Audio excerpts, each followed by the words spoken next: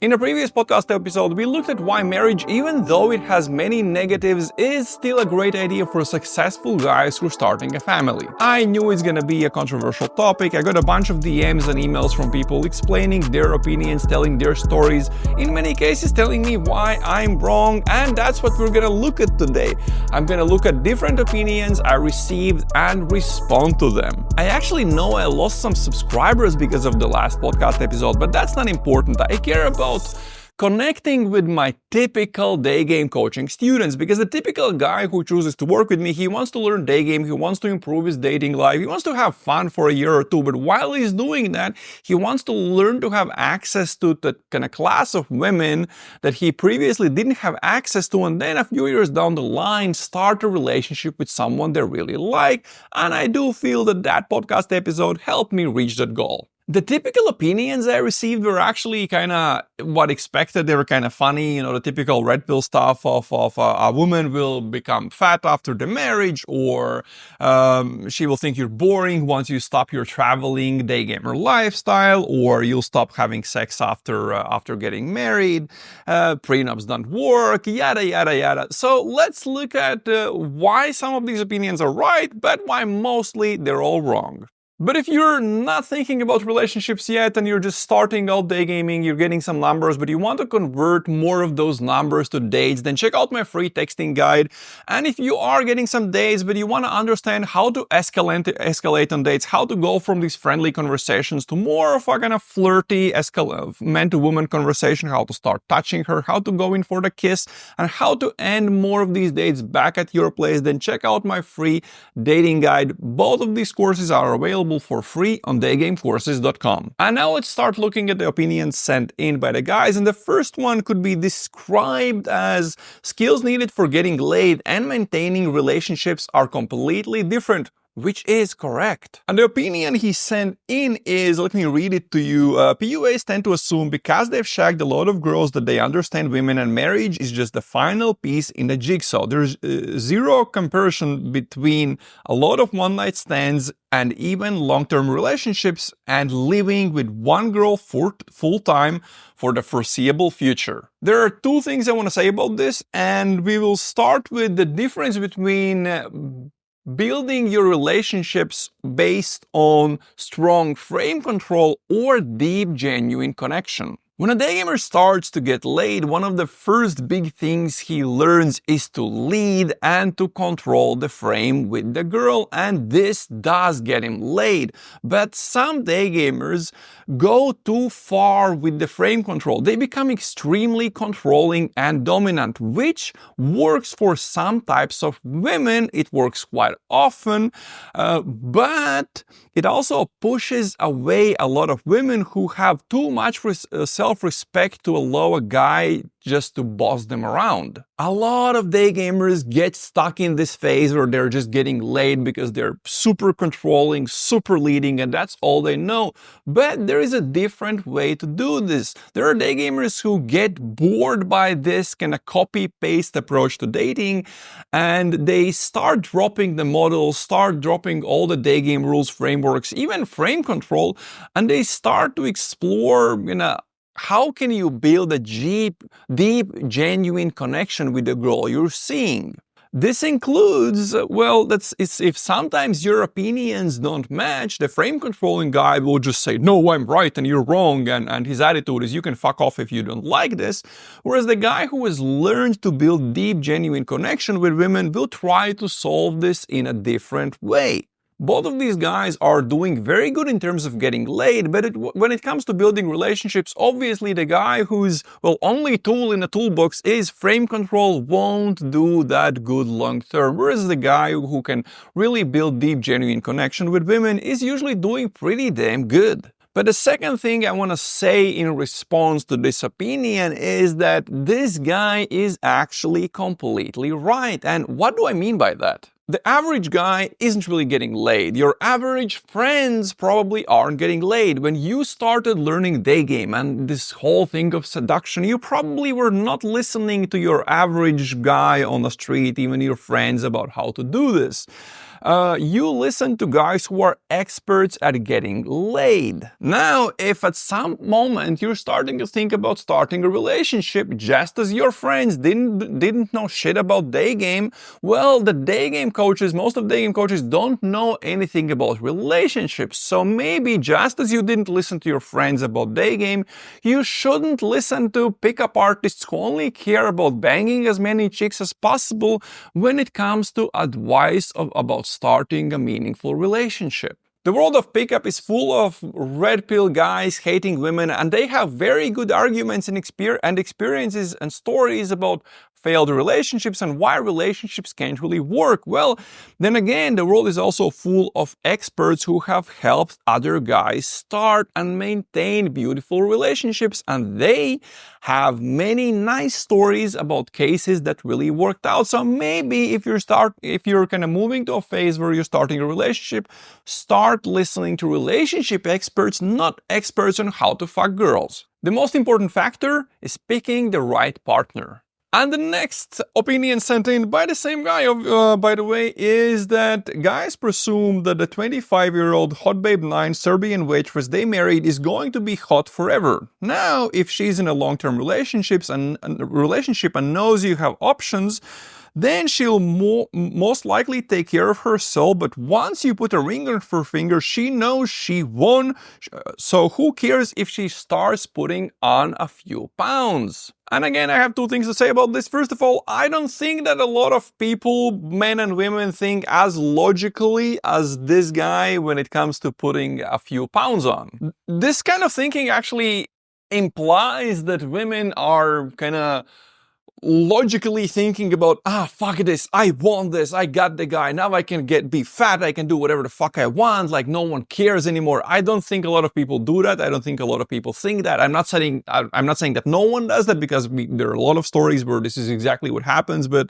I think this is more of an exception than the rule. And partially that's because I think a lot of people don't really care whether after the marriage their partner puts on a few pounds, and I do care about that. And if you do too, then just make sure you start a relationship with someone who lives a fairly healthy lifestyle and is taking care of their physique by doing something about it. Which brings us to my second point. It's pretty easy to be fit when you are in your early 20s, but then the older you get, the more you have to start thinking about this. So before I started a relationship, I clearly defined kind of what I'm looking for, and one of the things I was looking for is what type of a lifestyle is this girl living? Does she work out? Is she eating healthy? Is she living an active lifestyle?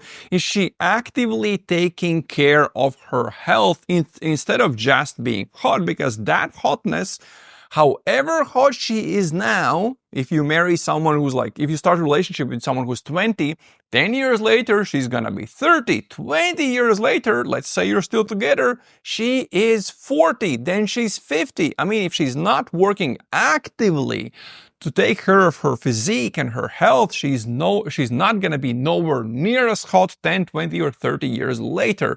So I think this is an important factor to consider when you start a relationship with someone. And the next opinion sent in was about the girl losing interest when you stop your nomadic daygamer lifestyle. And he said that the girl could also get pissed off if the cool, cocky guy who used to always travel and tell her all the cool stories now spends his night drinking beer at the local bar with his loser buddies. And again, I have to say I really agree with this guy, but with a twist. I have to ask you, if all you have going for you in your life, if everything that's interesting is, well, your day game trips, then what will you have in your life once that is gone, once you're not traveling around the world banging chicks? Are you living an interesting life, running an interesting business? Do you have interesting, cool hobbies, interesting, nice friends that you're doing kind of fun things with? What is your life filled with? If it's just, your boring ass job and day game trips, then well, I have bad news for you. You're probably pretty damn boring, and yes, you might be viewed as boring by a girl if you stop traveling. These guys are what I call day game bums. They live boring lives, work boring jobs, they look like shit, their style and grooming is shit, everything is shit in their life, and then they think that if they learn Daygame, they will all of a sudden do really good with women. And actually, if you have the right type of personality, then it's actually you can get like to a decent level and start getting somewhat decent results. It's super rare for these guys, by the way, really, really, really rare. But in general, these guys are just bums who are daygaming, and that's about it. So these guys will obviously not do good with women long term because they're not really bringing anything at all to the table. On the other hand, if you're an interesting dude living an interesting life and doing a lot of interesting, cool things, then well, just taking Daygame and travel away from it doesn't really change how interesting your life is. And the next opinion sent in was sex life after being together for some time, especially after having kids. There are many different issues that come up in relationships. It can be your sex life, money management, and many different things. I'm not gonna pretend to know all of those because I am not a relationship expert. The important thing I want to say is if these things don't get resolved, people break up. And that's why it's so important to learn to solve problems in relationships. And again, that skill set is completely different from the skill set necessary to simply get laid.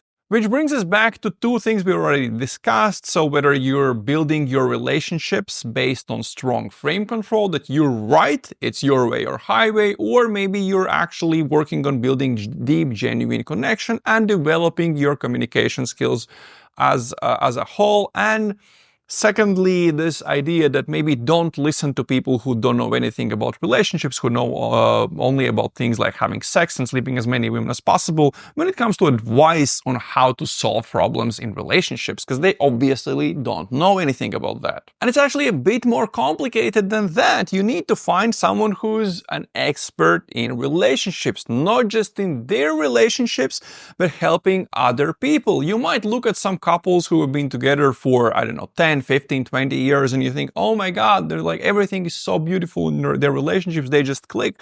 But pay attention, maybe they are just two very calm people who are together and their personalities are super, super chill. And actually, those people do better in relationships. They're just not as confrontational. So maybe things that work for them might not work for you. So there's no point in taking relationship advice from them. So you have to look for people who are experts at helping other people, preferably people more similar to you, and with good track record. Most importantly, don't try to apply your frame control and plate spinning skills to your relationships. And by the way, I highly suggest reading that Divorce Lawyer book. I think it was Sexton, and the book was If You're in My Office, It's Already Too Late. Next, let's talk about happy couples versus couples that are constantly fighting. One could argue that most marriages end in divorce and most couples are miserable, and you'd probably be right. But one could also argue that most guys aren't getting laid, and in my estimate, only 1 out of 50 to 100 daygamers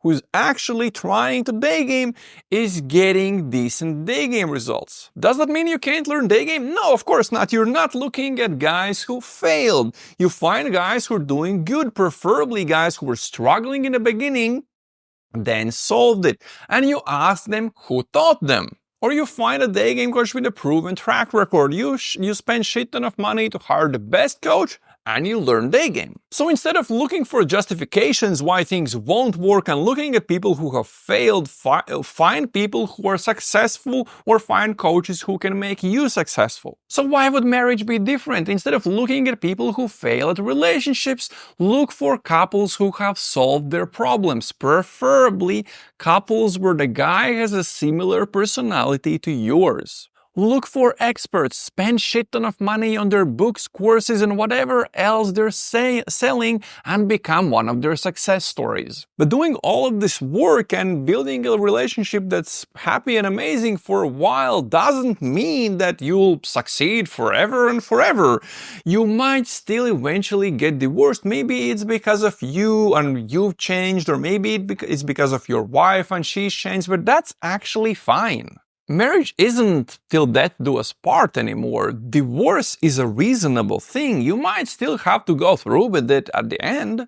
You just have to take that into account. And I don't think that marriage is a way to hang up your self-development / learning / dating skills boots yet. You're simply starting to work on a different set of skills, hopefully with the right partner. And there's one last argument I want to talk about before we're going to move towards the end, and that is that prenups don't always work. And this came from a YouTube comment, and a guy said that judges routinely throw out prenups, and I hadn't really heard about this too much, so I kind of looked into this a little bit, and what I found still didn't really convince me.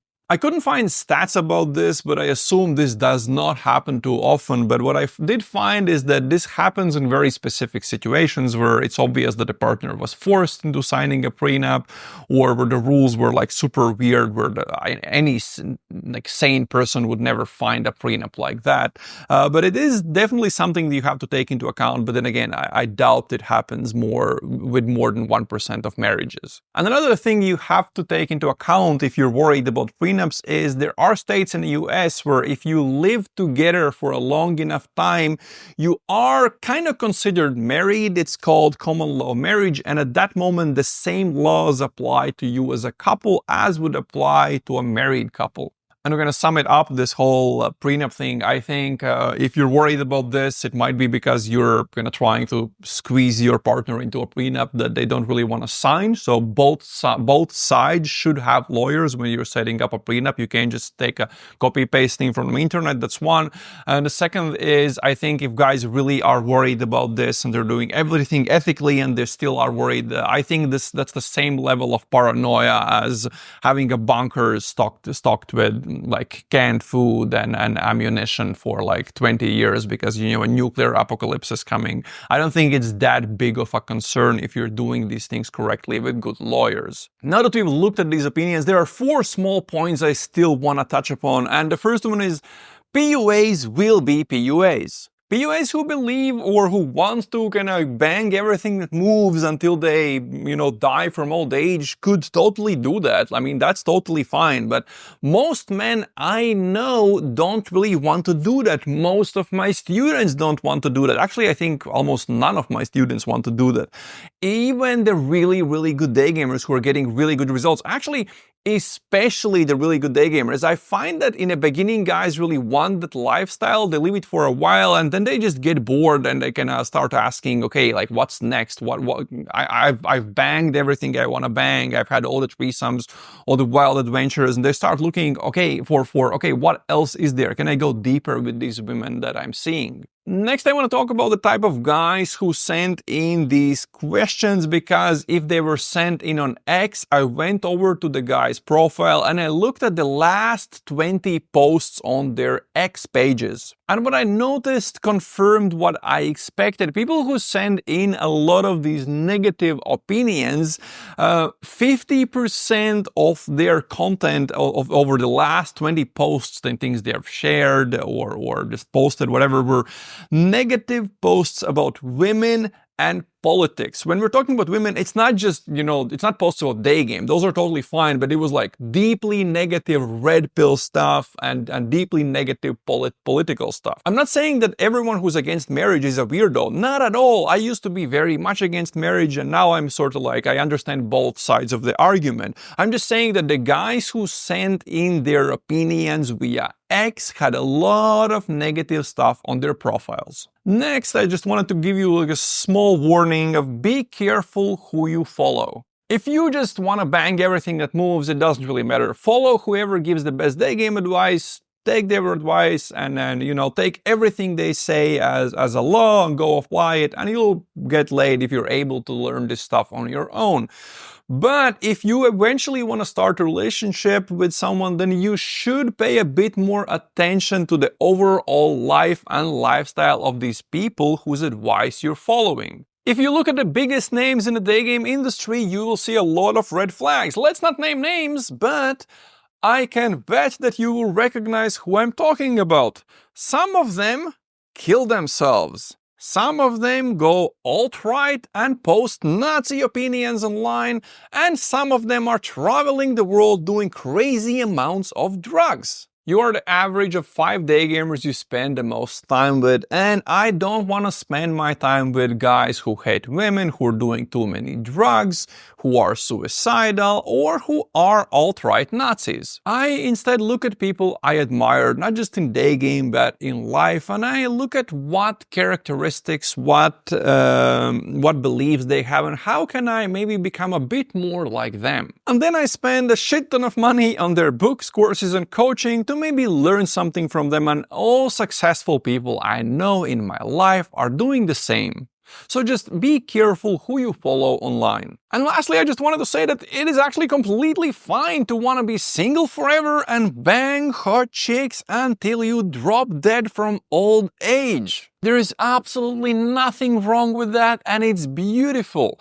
The important question is, does this choice come from wholesomeness and positivity, or from a lot of negativity and hatred? Because it's middle of day game off season, it's the winter in Northern Hemisphere, we're gonna do probably 1 or 2 more podcast episodes on the topic of marriage. Specifically, I want to do a podcast episode where I talk about the differences in day game and texting and dates, depending on whether you're just looking to have some fun or maybe you're also interested in starting a relationship down the line. This is a very common question I receive, and I always say that like 80% of the stuff is the same, nothing really changes, but there are a few things that change, so I might do a podcast episode about that.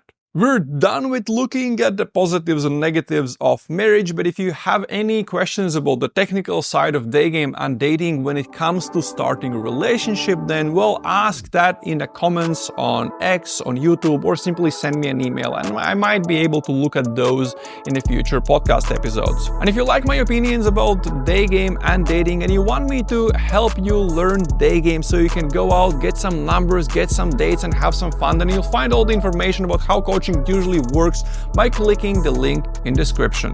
That's it. See you in the next podcast episode. Ciao, guys.